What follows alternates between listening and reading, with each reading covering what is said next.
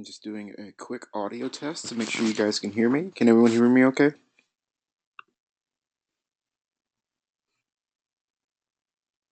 Great. Thank you, David. I appreciate that. So we will get started here very shortly. I just ask you guys to hang tight for a couple of minutes while we sort out a technical difficulty. We will be back very shortly. Thank you guys for being here. We really appreciate it.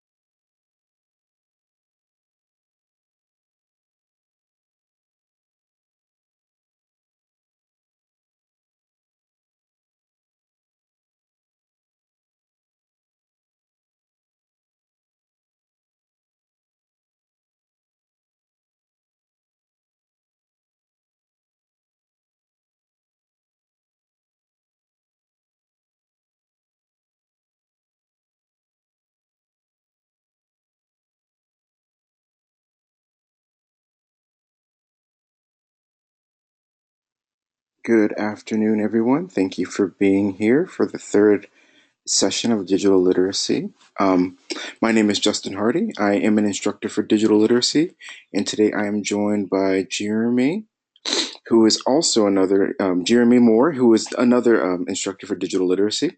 And today we would like you also to welcome a special guest, Ciara Brown. She is the Director of Library Services for the Los Angeles Film School, and she's going to be giving you guys a few pointers on some of the library resources available to you and just some general information about the library in case you were wondering about it. So, Ciara, I'm going to go ahead and unmute you, and I'm going to go ahead and give you presenter rights. So, take it away, please. Thank you so much. Okay, so to get started, I'm just going to open my browser. I'm just going to walk through getting to the library homepage.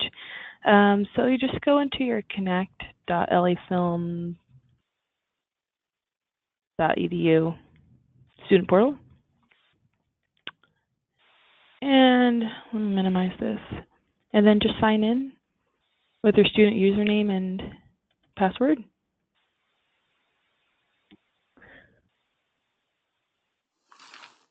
Okay, once you're in, you'll see a,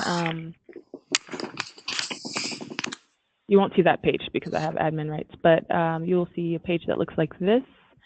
And then you can find the library link if you hover over the resources tab and then click on library.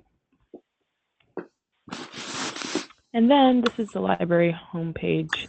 At the top are our hours of when we're available. So if you ever needed to call in, just ask questions or anything, that's the time, Pacific Standard Time. And then also our phone number and our email. Printing doesn't really apply. Our mission statement is listed here. Our purpose is basically to support the curriculum, to provide you resources that will not only help you within your course, but once you finish your course, if you want to, just browse around and choose a different topic or just expand your knowledge, that's what we're here to help with. Our online resources are available to you 24 hours a day, 7 days a week. And first is our Library World online catalog. You can use this catalog to search for books, movies, games, and scripts. The first time you log in, you'll need the username, which is LAFS in all caps. So if you click there, I've already logged in, so once you do that the first time, the page will open up for you. And let's just do a basic search. Let's say you're going to search for the title Alien. You can also search by different, or you can sort by different types. You can also search by different types as well. So you see there's different results. We have Alien the script, DVDs, and different and magazines as well. So to get the online script, you could just click under electronic access and it should open directly. And then if you ever wanted to like view a movie, you could push request hold, and then we'll kind of walk you through the process of how to contact your local public library. I'll go over that in a few minutes. So that's the online catalog. Next is our EBSCOhost research databases that you can use to find journal articles. We have a few. We have Academic Search Elite, Business Source, Regional Business News, ERIC, and our ebook collection. That's all under EBSCOhost. If you just click one of them, you can pretty much access all of them from the same place. So if you wanted to do just one search, you can click on all of them. These are just the databases first. And then you can press continue, and then you can begin your search. Okay, so let's say we're going to search for animation. It'll pull up a lot of results, almost too many. And also, if you're never sure what you want to search for, it'll also give you suggestions. So you can also click on those just to see what kind of results you get. And you see it kind of cuts it down. So if you're the more specific you are, the less results you'll receive. You can also limit your search. Full text allows you to have access to the entire article and not just the abstract. Peer-reviewed journals. And then you can also limit by publication date. So normally you want to stick with the most recent articles, and you can see it even narrows it down even more. So let's go ahead and click on one. If you click on the PDF full text, you will see the journal article pop up. At the top, you'll see the journal, and then you'll see the year and the volume number information and the website or the link. And then you'll see the title, you'll see the author's name, some subjects. These are some subjects that you can actually type into the search box. And then you'll see the abstract. It's a good idea to read the abstract to see if it's something that you really do want to read before you begin reading it. It's basically a summary of the article. And then if you scroll all the way down, at the end of the article, you should see a references list. So references list is basically these authors have maybe borrowed information from other experts in the field, and they either they quote it directly or paraphrase what they're saying, so they need to give credit to other authors. So you would just so you'll need, if you borrow anything, you will need to cite your source. So that's just kind of how it looks finished. So if you were to use this article, there's some tools on the right-hand side. You can print it, you can email it to yourself, you can save it in a folder. You can actually create an account and then save all of your journal articles within that account that you create. You can also use a cite tool, and depending on what your instructor wants, what format your instructor wants you to use. Normally it's like APA or MLA. You can just copy and paste this, and you can also export it. You can save the link to it, or you can even share it. Okay, so going back,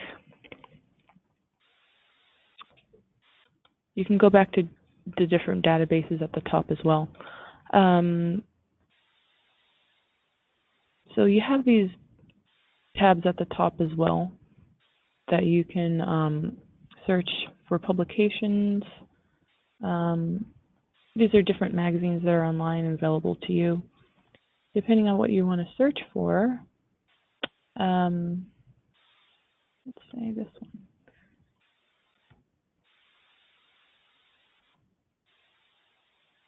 So for this magazine, they basically add each page in, so you can to read the magazine online.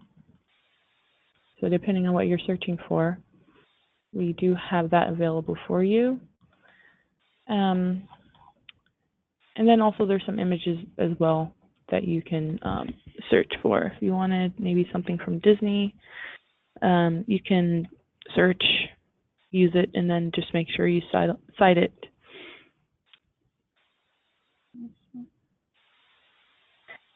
Okay, I'm going to go back. I may have to go back into Connect. Back to library. And so our ebook collection is actually within the EBSCOhost. For our online students, if you were to search into Library World and see a book that you would like to check out, just place a hold on that item and let us know that you're an online student, and we will provide it to you in ebook form. So let's see. We had one online student request this book from our collection. We were able to provide it. So this is an ebook, and it's basically an electronic copy of the book we have. So we have access to that. Let's go back. Okay, our additional research databases, if you don't find a journal that you're looking for in any of our collections, there are some open access journal databases that you can search for as well. And then Google Scholar also. And then let's move on to our video tutorial databases. We have lynda.com, which is really great for brushing up on your skills, on your software skills. It's a video tutorial database. So you could just click on that link and it will take you. You'll have to sign in first with your student username and password. And then once you're in, you'll be able to watch videos and create playlists, and even take quizzes. And so you can search by topic, by software, or by learning path. And they're basically just tutorials. You just watch what the author is doing, and then trying to learn the skills that they're trying to teach to you.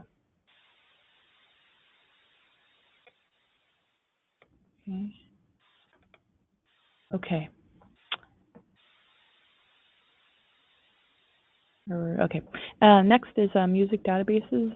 WeStar Music, we have, you can access it with the username and password. And it'll give you access to different tracks of music and sound effects that will be useful for you. Our script databases are really just online, but throughout our catalog, if you just search for the script. They're all linked up in there, so you don't have to go out to another database. There are different image databases that you can use in addition to the ones that we have connected to EBSCO. And then we have streaming media databases that are available. We refer some of our students to the Los Angeles Public Library, but I actually want to walk through how to do this.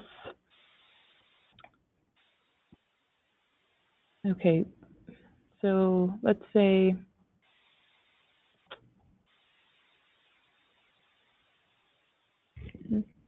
let's use something else, because you can use that one to find your local public library. You can also use a database called WorldCat. And let's say I'm in this zip code area, and the closest public library to me is the Burlington Public Library. You can go to their website and look for their e-library, because most public libraries have e-resources. And then you'll see they have Freegal, Hoopla, and Overdrive, which are music and ebooks and videos. So any one of these, just try to locate your nearest public library. And we can also help with that too if you're lost in how to do it. And there's additional ebook databases, Bartleby.com, Project Gutenberg, Google Books. And then there are also writing resources. If you need to brush up with any of your grammar skills, Purdue Online Writing Lab is great for that. And it's just, you don't need to log in or anything. It's available to you online. So it just gives you general writing tips, research, the writing process, how to get started. It's a really great resource. Other than that, does anyone have any questions? Let me see.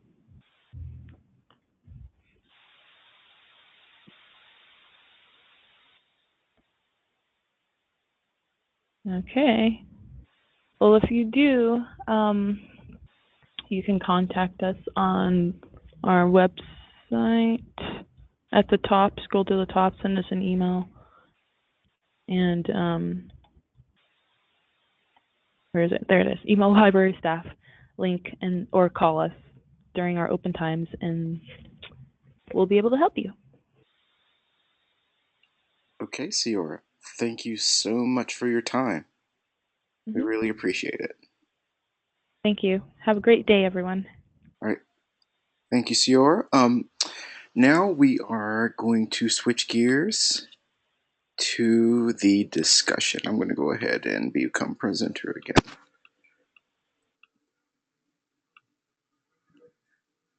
Alrighty. Okay, so here is our agenda for the rest of our session together. We're going to go over the 10 C's before we hit the discussion.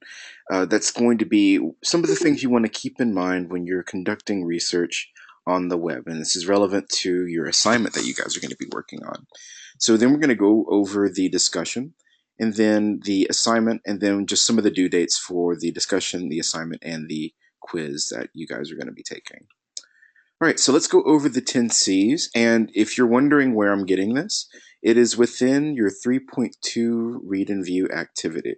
So that's where I'm getting this. And it's going to be the PDF down here that you guys can download. So if you want to follow along, that is available to you. All right, so let's go over the 10 C's very briefly.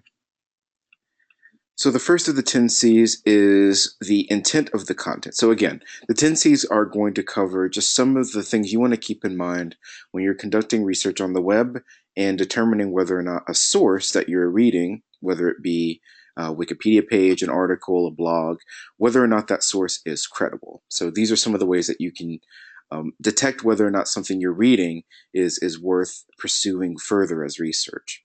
So the first one is content. So what is the intent of the content? Are the title and author identified?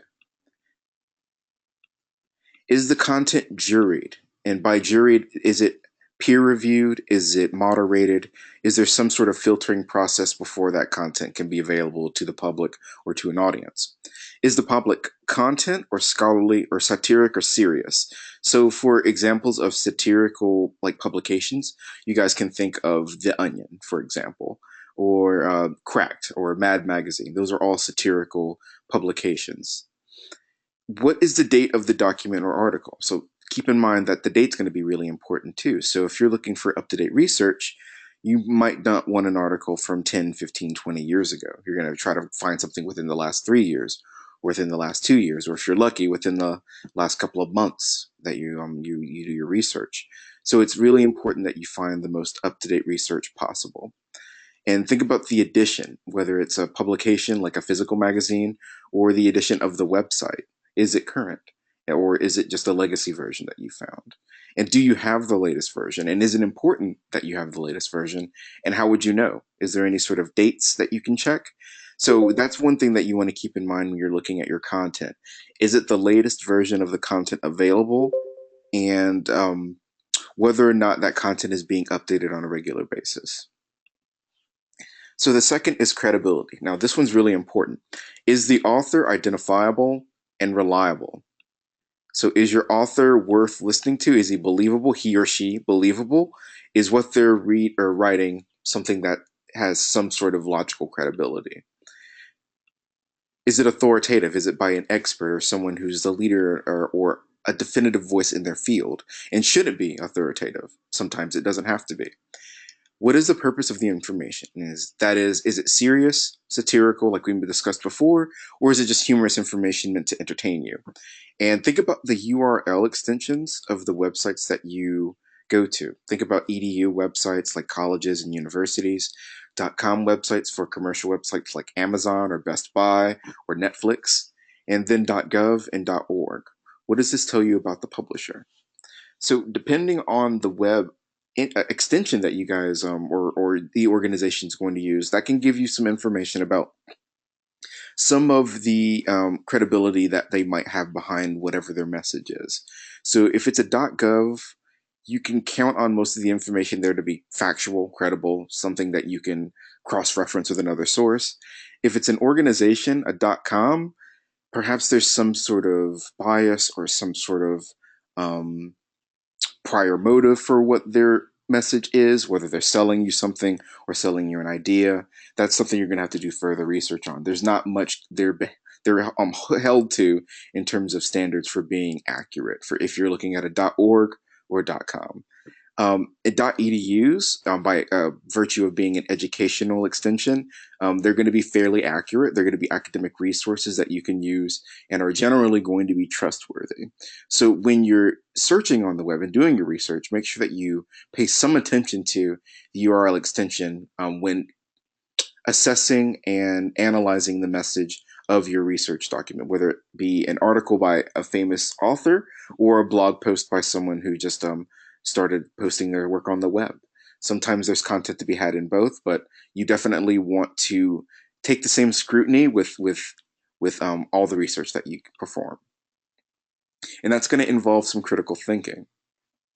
So think about how you can apply critical thinking skills, including previous knowledge that you might have on the subject and your previous experience to evaluate your internet resources. Now, I'm pretty sure all of us use the web for research at some point, so we've got some experience in that regard. So use that experience when you guys are conducting research for your assignment and for your discussion when you're looking for ways to kind of back up the content of your post or the content of your assignment. Think about whether or not you can identify the author, the publisher, the edition, or any other information as you would with a traditionally published resource. And what criteria do you personally use when you evaluate internet resources for believability and credibility? What are some of the things that might trip your alarm for something that might not be believable?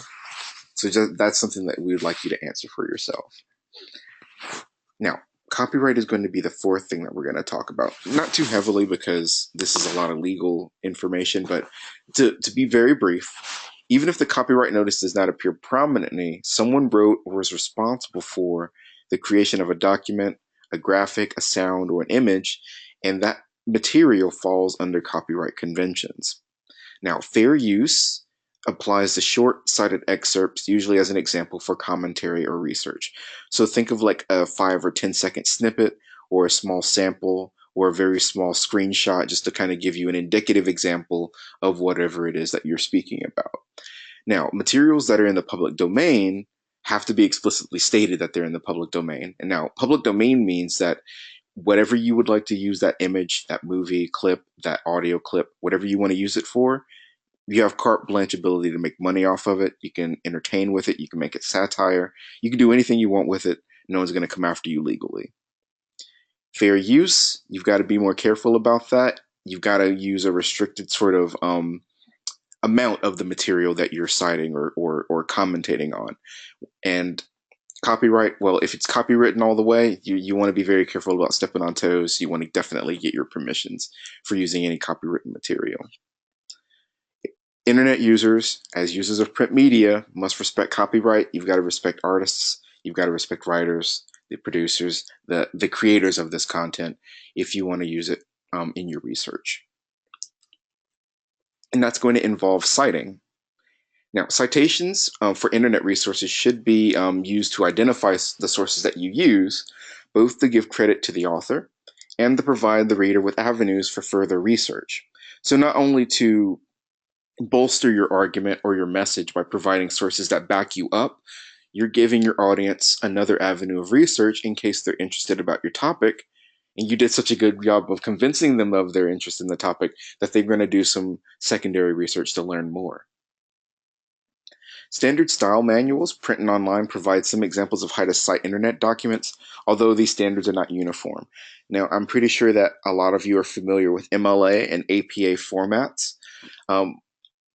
For our course, Digital Literacy, we don't want you to worry about having a MLA format or APA formats for your citations. All we're looking for is the URL, the web address to the research that you're using. That's all we need. So there's no special citations. There's no formatting that you need to worry about. Just give us the URL, and as long as your information is clear and organized, you're going to be good to go. All right, so number 6, continuity. Will the internet site be maintained and updated? So this kind of goes into content, the first thing we talked about, whether or not that content is relevant and updated and current. Is it now, and will it be continue to be free? And can you rely on this source over time to provide up-to-date information? Some good .edu sites have moved to .com with possible cost implications. So other sites offer partial use for free and charge fees for continued or in-depth use. So when it says good edu sites have moved to .com with cost implications, sometimes academic research institutions will have their papers, their research, their data behind what's called a paywall, where you'll have to pay a monthly fee or some sort of access fee to be able to read that paper to engage in that material. So you'll notice that with more high-end academic institutions like MIT or Berkeley or UCLA, where they've got some of the research behind paywalls where not just anybody can access it, but most cases you're not going to run into that where the databases available to you aren't behind a fee or some sort of thing that you have to pay. Number 7 is censorship. So is your discussion list moderated? And what does this mean? Does your search engine or index look for all words or some of the words excluded? Now, this is something that you want to keep in mind when you're doing research on the web with a database like the LA Film Library. Now, if you use Google, you can kind of type whatever you want into Google, and it's going to spit back out some information and a list of websites that are probably going to be what you're looking for. If you try to be super specific within a database, such as EBSCOhost or LexisNexis or the LA Film Library databases, you might run into trouble because that specific set of words you're searching for might not trigger any sort of replies or articles. So you might have to be more general in your searches when you're using a database as opposed to using a search engine for the web. So just keep that in mind when you're working within the resources that are available for you for your assignment. So does your institution, based on its mission, parent organization, or space limitations, apply some restrictions to internet use and consider censorship and privacy issues when using the internet. Generally, luckily, we don't have to worry too much about this, but just keep in mind that some forums, some websites, some academic institutions may censor or moderate their content, just one, to make sure that the content standards stay high, and two, to kind of filter out any sort of disruptive activity that might occur if just anyone could post there. So there's a good reason for some censorship and some moderation. Number 8 is connectivity. So if more than one user will need to access a site, consider each user's access and functionality. So how do users connect to the internet, and what kind of connection does the assignment resource require? So does it require internet connection? Do you need to connect to a database with a password and username? Is it something you can just grab off the web? And does access to the resource require a graphical user interface? And that's what's called a GUI, or graphical user interface. It's basically just what you see when you're navigating your computer or navigating a web browser or navigating any sort of application, whether it be on your phone, tablet, PC, or a gaming console. So that's not something that we really have to concern ourselves with as much, but you want to keep in mind the levels of access that you might have available to you. Say if you're working in a collaborative project with a bunch of people, and they might not all be in the same time zone, they might not have all the same internet access, they might not all have the same level of technology, and you've got to kind of find a way to meet in the middle. And if it's a popular or busy resource, say it's a website or some other resource that's fairly heavily used, so it's a little slow, will it be accessible in a time frame needed? So you might have to plan ahead to make sure that you can get in line if you have to get access to a resource. And is it accessible by more than one internet tool? Generally, in the age of Web 2.0, we can access websites through our phone, through our tablets, through our computers, through our PlayStations if we really want to. So this doesn't apply as much, but you do want to have some backups in case maybe your laptop dies, so you can access your information with your phone then. So, do users have access to the same internet tools and applications? And are users familiar with the tools and applications? And is the site viewable by all web browsers? Now, this last point is really important because sometimes research databases, websites, um, any sort of research tools might act differently based on whether or not you're using the web version, the mobile version, or some other version. If you guys are familiar with Evernote, you can kind of attest to this if you've used the application version versus the web version. They're a little bit different in their approach. All right, so number 9 is going to be, oh, I guess that was combined with 9 and 10. Okay, so that's number 10, which is context. What is the context for your research? Can you find anything on your topic that is commentary, opinion, narrative, statistics, and your quest will be satisfied? Are you looking for current or historical information? So are you looking for information that's cutting edge, happened last week, happened last month, or are you looking for information that happened in the last 10, 15, or 20 years? Depending on your topic, it might be more relevant to go to older sources that happened at the time for more information that may not be available in a current database. And think about the definitions, the search terms that you might use, research studies or articles, and how does the information and internet information fit in the overall information context of your subject. Before you start searching, keep this in mind, guys. Define the research context and research needs, and decide what sources might be best to successfully fill information needs without data overload. Now, what this is saying is essentially this. Before you guys start any of your research, think about some of the key terms that you might use in your research. Think about what you're looking for ahead of time. Think about what you might want to find in addition to what you're looking for.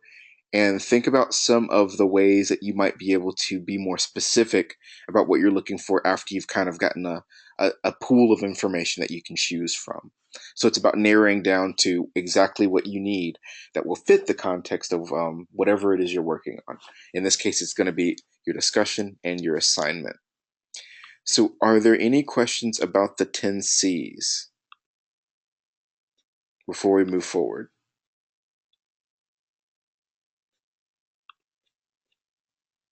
Okay. Thank you, guys. Okay, cool. So that is going to be the 10 C's. Now, again, this is going to be available in the Read and View activity. So if you guys want to check that out again, that's going to be available in this PDF. right here. Okay, so now I'm going to go into the discussion, and this is what it looks like. But I'm going to read most of the material from the slide just because it's a little bit easier for you guys to see it up close. So this is going to be your discussion. Your initial post, of course, is going to be due at 11:59 Pacific Standard Time, Wednesday night. And your response post is going to be due Sunday. And here are the things that you guys are going to be discussing. So the general overview is you're going to summarize your experience with the common tools used in conducting online research. You're going to explore some additional online research tools with some of your classmates, just in some of your discussion. And you're going to analyze some of the decisions that you've made, conscious and unconscious, that affect the use of online research tools, just based on your previous experience. So this week's discussion topics involve the ways that you use digital tools and technologies to find information and conduct your research on the web. So in your initial discussion post, we'd like you to share your thoughts on at least 3 of the following topics. Okay, so the first topic available to you is this. What are the online sources that you currently use to research or learn about a topic? So, for example, the websites that you prefer, publications that you might read, blogs that you might use, or social media sites that you might use. Why do you choose these sources? And in your experience, what are the strengths or weaknesses of these sources as research tools? Okay, so that's your first topic.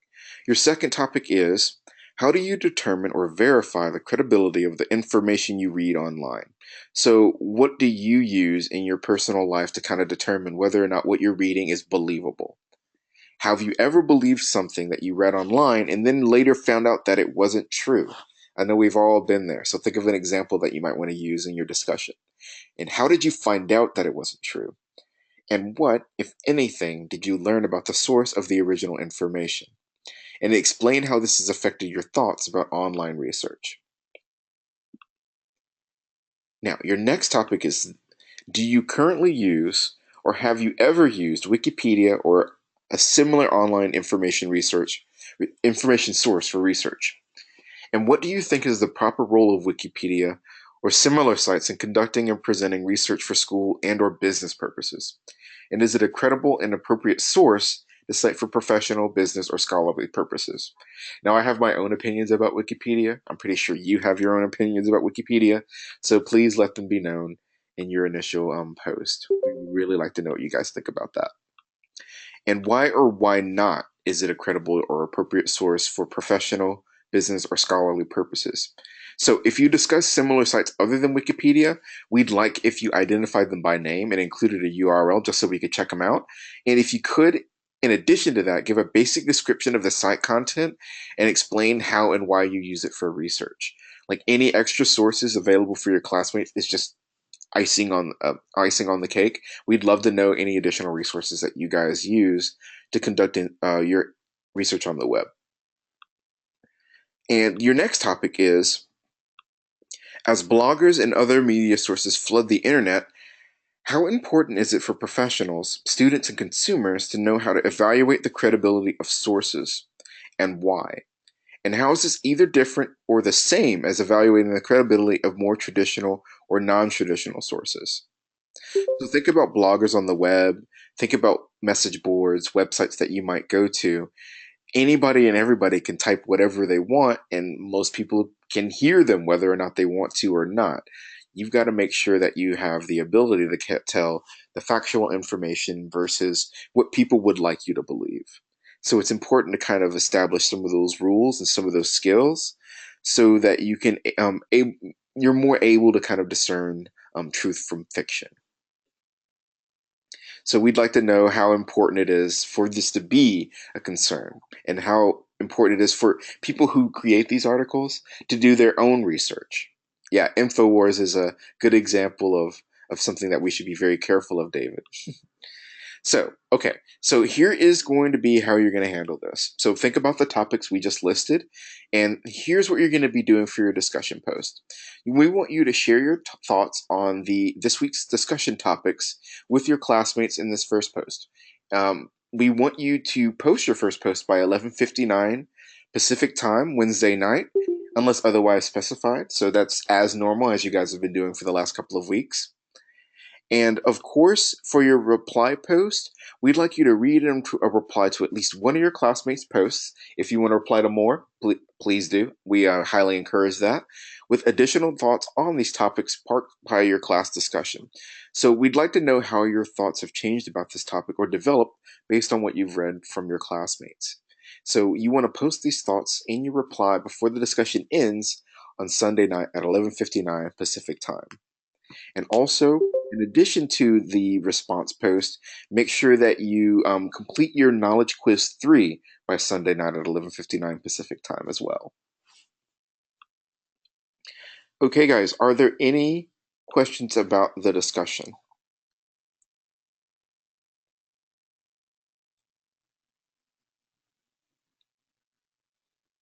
All right, so what we're going to do now is we're going to move ahead to evaluating credible sources, which is going to be the week 3 assignment that you guys are working on.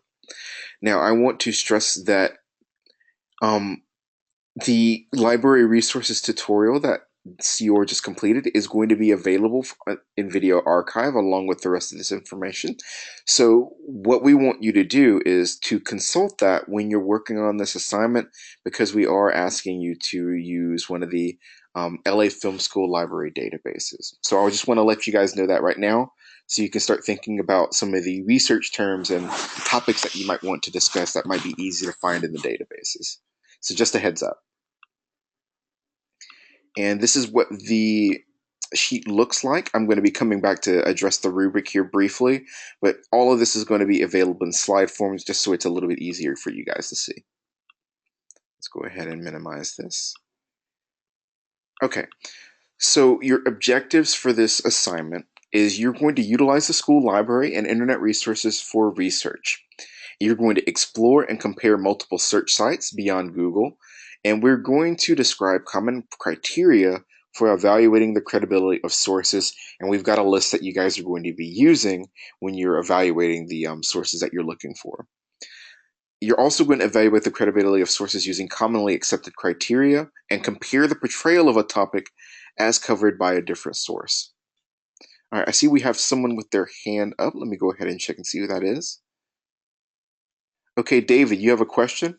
Would you like to speak in the mic, or do you just want to type that out?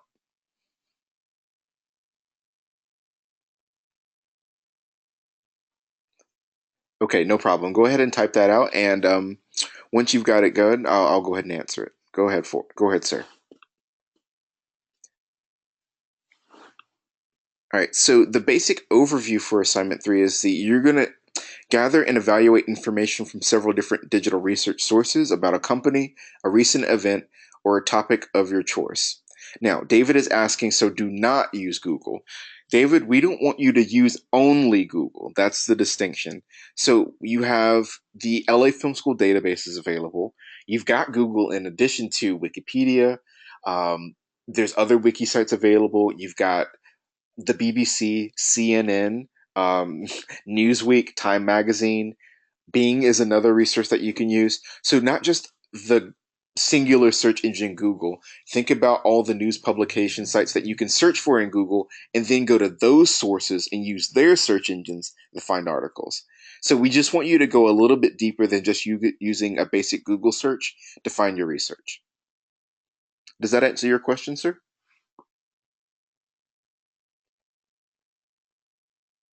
Cool. I'm glad it does. Awesome.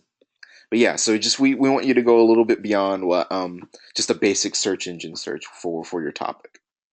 It's good practice as well, just for doing proper research in the field.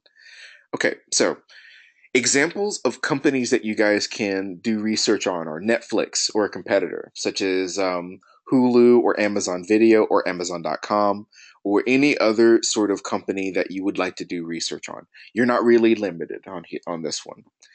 Think about a recent event. So the business and financial decisions involved with artists performing at major events, such as the Super Bowl, could be an article that you do, or a topic that you do research on, and find a couple of articles so that you can evaluate them. And a topic. So the impact of video piracy on the film and television industries is a topic that you can do research on. So you've got Netflix, you've got business and financial decisions with the Super Bowl, and video piracy as your basic examples. but by no means are you limited to these particular subjects or topics. If you have any questions about the topics that you want to do your research on, you can contact Jeremy, you can contact me. We're more than happy to provide any assistance that you might need when it comes to narrowing down your topic for your assignment. So Tricia is asking, by common sources, do you mean traditional methods such as books or accredited magazines? Absolutely, Tricia.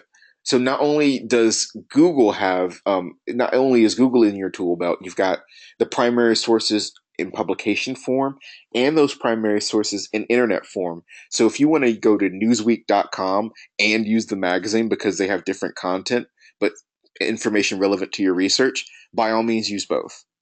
Absolutely. Does that answer your question?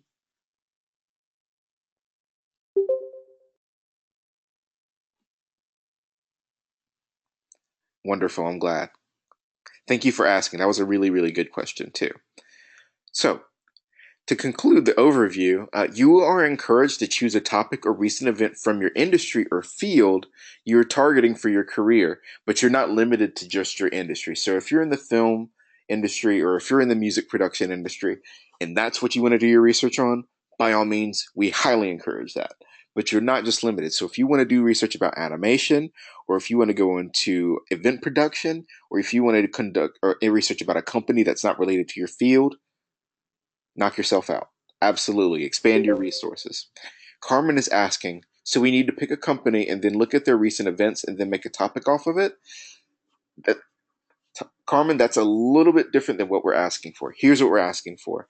So if you want to take a company, you can research that specific company and then find articles about that company that you think are believable.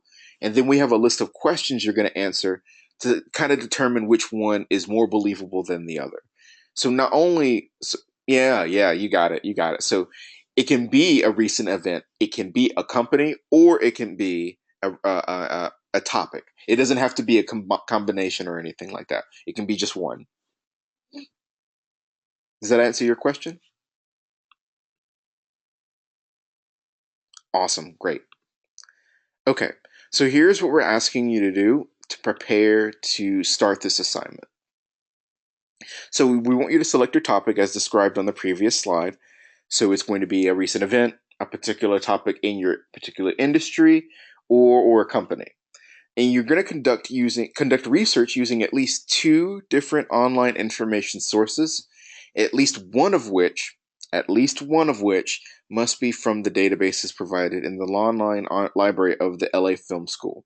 So you're going to be using the research database that CR just covered, and you're going to use a research tool of your choice. So you've got one that you've got to use, and the other that's free for you to kind of choose up to your discretion.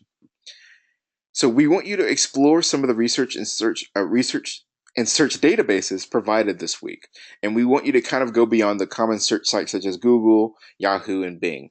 So those are resources that are available to you. We just ask you to go beyond them and find some resources that are maybe more specialized or more comprehensive or more reliable when it comes to providing factual, informative information. With Google, Yahoo, and Bing, you can get just anything. So you kind of want to kind of filter and vet your sources so that when you do searches, you're more likely to find information that's relevant, helpful, and credible. So we want you to find at least two different articles about your selected topic, each from a different source. So let me break that down for you. We want you to find an article from the LA Film School database, and we want you to find an article with a search engine of your choice. Two in total. If you want to go beyond that, please do. But we want one from your search engine provided by LA Film and another from one of your choice. I want to make that very clear. So if you have any questions about how to do your searches or what you should be looking for your particular articles when you're ready for that step, make sure that you go and review the 10 C's we just covered a little bit earlier and read the evaluation guide provided with this assignment. Now I have an image of that and we're going to go over it. That's a little bit lower in the slides here. All right, I've got a YouTube link here that I'm going to go ahead and copy and paste for you guys. This is a walkthrough video that shows an example of how to conduct research and kind of format your 3.4 assignment. So go ahead and check this link out if that is something that interests you. Let me go ahead and check and see if it works. Yes, it does work. So it's about an hour long, so you can kind of skip through it if you feel like you need to. But this goes through how to put together a basic sort of sample of what we're looking for assignment 3.4. I hope that's really helpful for you guys.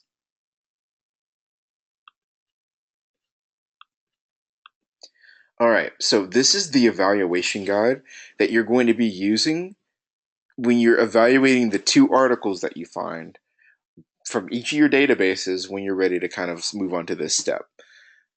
So answer each of the questions listed for each of the two articles you have chosen. And before we get too far into these questions, we're not asking for you to write us a novel or a book or anything. So if some of them feel like single answer questions like yes or no with only a little bit of information to tell us why you got that answer, that's fine. We're not looking for you to put every single thing in sentence format because this can get a little long if you do that.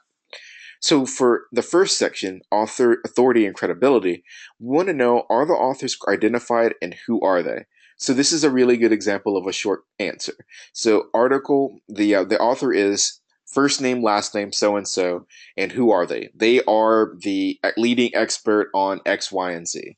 And that's all you need to list. There's no need for you to write a paragraph about that. The next one is, can we determine the author's titles and job descriptions and what are they? And what is the article? Where does the article originate from?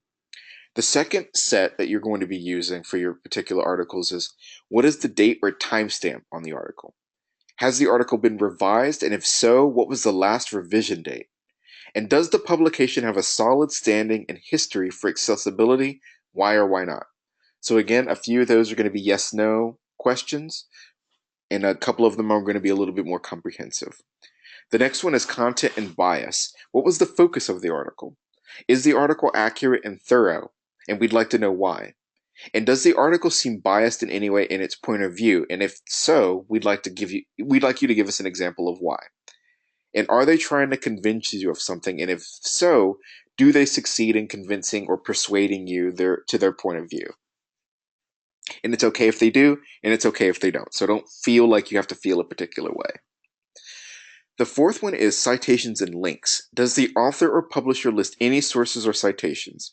And how do these sources or citations make a difference to this article? And are there links to any other resources that enhance or support this article? And if so, how do they enhance or support the article? And are the links still active? And the last one is navigation and copyright. Consider how easy the article is to move around and navigate. And do you find the information accessible to alternative sources, and what are they?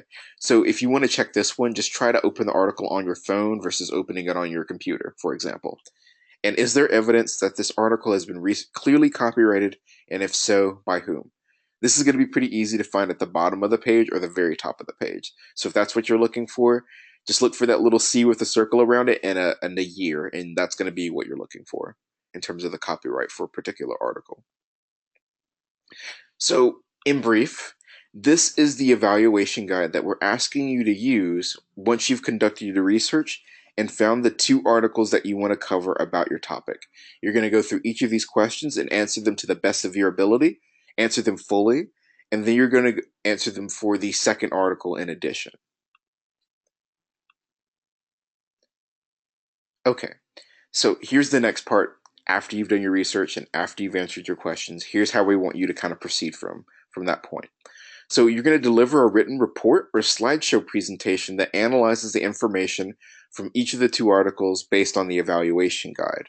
So you can include screenshots, you can include images or other visuals to help explain your findings and just to provide general evidence. You can also provide links as well. So if you don't want to clutter your submission with a bunch of images, just include the URL links and those will suffice. We want you to state the topic that you decided the research. We also want you to list the two articles that you selected with full citations and URLs. And by full citation, again, we're not looking for MLA or APA. We just want the full URL so that when we click on it, we can see the article that you chose, and then we can kind of look at your results based on the article as we kind of read along. And once you list your two articles, we want you to use the evaluation guide provided and answer those questions listed for each of the two articles. So your basic format can be You state the topic that you decided to research, such as video piracy, your first article URL, and then your evaluation guide answers for the first article, and then your second URL for your second article, then your evaluation answer guides for the second article, and then after you've completed that, you're going to include a brief summary, 1 to 2 paragraphs, explaining which of the two articles you believe is the most reliable and why. So the reason we have you use the evaluation guide on these two articles is to make sure that you can make an intelligent determination about which one is more credible than the other. It might turn out that they're both equally credible, but we do want you to make a judgment call on which one is more credible in your opinion. There's no right or wrong answer. We just want to know how you came to your conclusion. Okay, so here's the submission process. You may submit either a written report or, a written paper or a slideshow, as long as all the requirements are fully addressed. If you wish to create this assignment using a different medium or format, please consult Jeremy, consult myself. Good Lord, I can't speak today. Consult myself in advance for approval, just in case you have any questions about a particular topic or a medium that you want to use to turn in your assignment. So after you've completed your assignment, we want you to compress it into a zip file and upload that to the LMS. Or if you've used a web-based presentation tool, we'd like you to upload a document that contains your name, your student number, and a non-private link to your online presentation. So if you submit a private link, your instructor's not going to be able to open it. We're not going to be able to access it. We're going to have to ask for permission. You're going to have to send the link again. It might delay the feedback process. So if you want to get your grades quickly, make sure that your link is public so that when your instructor clicks on it, we can go straight to your assignment and start providing that feedback for you. So again, make sure that your submission includes your name, your LA Film School student number, and that your file is properly labeled. So for this particular assignment, we're going to ask you to label this one evaluating credible sources or evaluating sources, however you want to label it.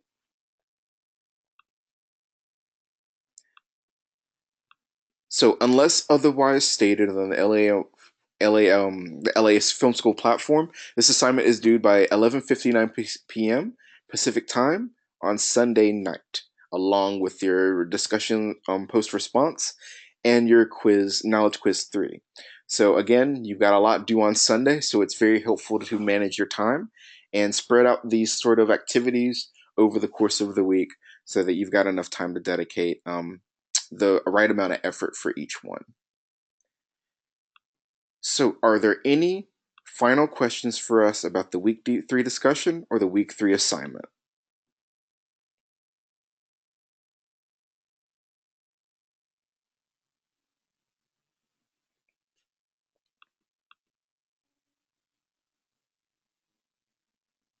Okay, David. Great. Thank you, Trisha. So, if you guys don't have any questions, you are free to go. Thank you so much for being here. Next week's session is our last one. It is back at the regular time of 9 p.m. Eastern, 6 p.m. Pacific time. So, make sure that you're there for that one. We really want to see you there. Thank you so much for being here. If you don't have any final questions, again, you're free to go. But if you do have questions and you're still thinking about it, we're not going to rush you out the door. Take your time. We're going to be here for you. All right, guys, have a great time. Have a great day.